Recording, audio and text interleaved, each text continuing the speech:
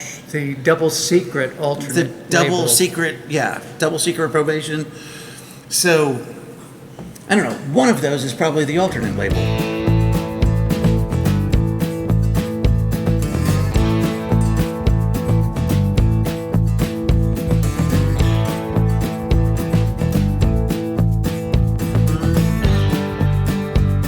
Coming to you virtually live from the Beer to Whiskey studios on the taproom floor of Greenville Beer Exchange, or GBX as the cool kids like to call it, on South Lawrence Street, which is about a block and a half long, in glorious downtown Greenville, South Carolina.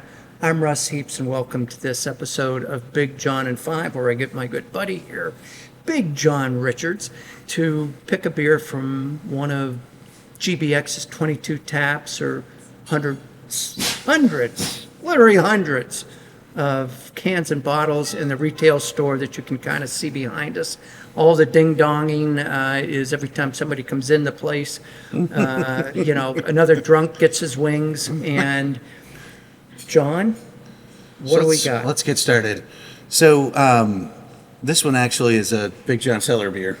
So I brought us something fun for today. From the caverns. From the caverns. Of the Big John. From 205 aging. Lawrence. Wait, that's not my address. That's half of my address and half of this address.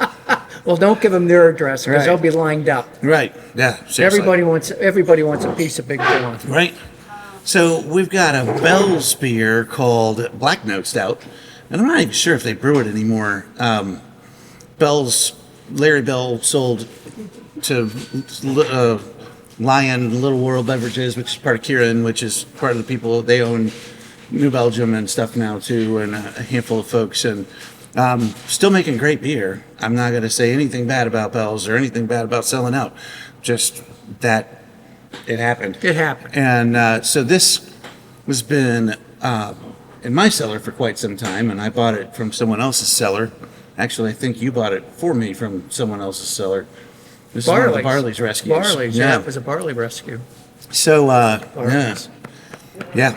So, I figured it was time to go ahead and pop this one. It's 8 years old now. It's a 2016. There's one more sitting in there that I'm hoping makes it to 10 years. So, we'll see. I hope I make it to 10 years. Me too. I hope I'm around it Right? At 10? because I'm old.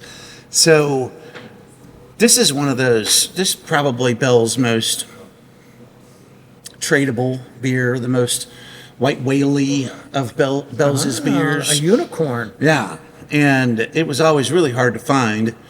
And then I ended up in my cellar with two different labels, and I don't know where they came from. One of them I'm sure came from Barley's, maybe both. I really don't remember. They're both 2016s, but they're two different labels. And one day, some time ago, I remember there was some tizzy about an alternate label, Bell's Black Note Stout. The double secret alternate The double label. secret, double secret probation. So, I don't know, one of those is probably the alternate label, which is more sought after than the other one, but now there's no real information about it that I can find on the interwebs.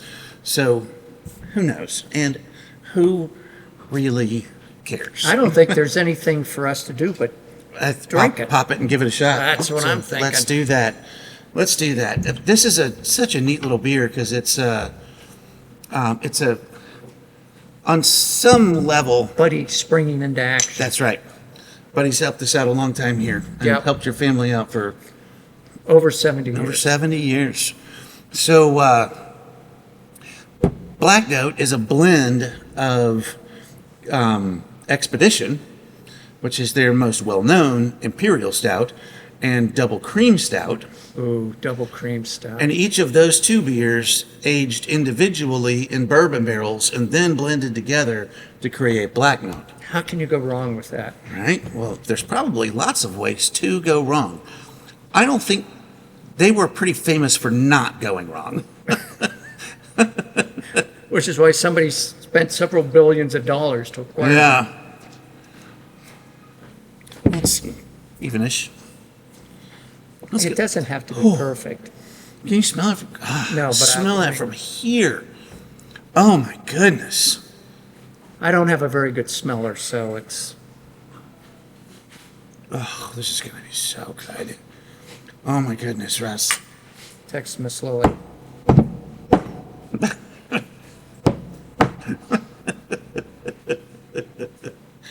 You're welcome. We've been pretty coordinated on that. This is probably our 7th or 8th episode today, so Yeah, things we're are getting getting there. Things are getting a little... Yeah, we're getting fun. Man, it just keeps giving. Ooh, it just keeps giving. I'm not even sure what to say yet. It started out with like light feeling almost. A little chocolate, a little roast, and the bourbon stuff up front.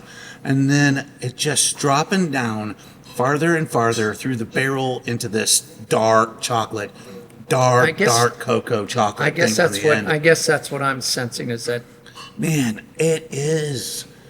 That is like, I eat like 86% dark chocolate at my house. Like this, the stuff that makes people turn inside out. And that's the kind of cocoa that I'm getting out of this. I mean, it is really dark cocoa. wow, that is delicious. What's the That's ABV friggin' on this? great. 11.1. Yeah. Another double digit. Yep. It's a double digit day. We've done a Double bunch of digit those day. today. Yeah, no, this is a lot of fun, and it's easy to understand why this would be one of their very sought after beers. Not my, I don't think my first time having Black Note, but it's probably my second or third ever Black Note. And I don't think I've ever had it before. this beer is magnificent. I was so excited to find it when we found it, and I'm so excited to sit on it and now to drink it. And it's crazy. There's so little carbonation in that, but it doesn't taste flat. And it doesn't really taste oxidized. I'm not getting any of the weird sherry or papery cardboard things. You know, I think this is delicious. Yeah. But then I'm a big fan of their cream. The Double Cream Stout's one of my favorite stouts. Is, wow. Yeah, I smell so much now that I've stuck my nose in it again. All the toffee and the caramel is up in the nose. Yeah, man. The little Werther's butterscotch candy in there, too.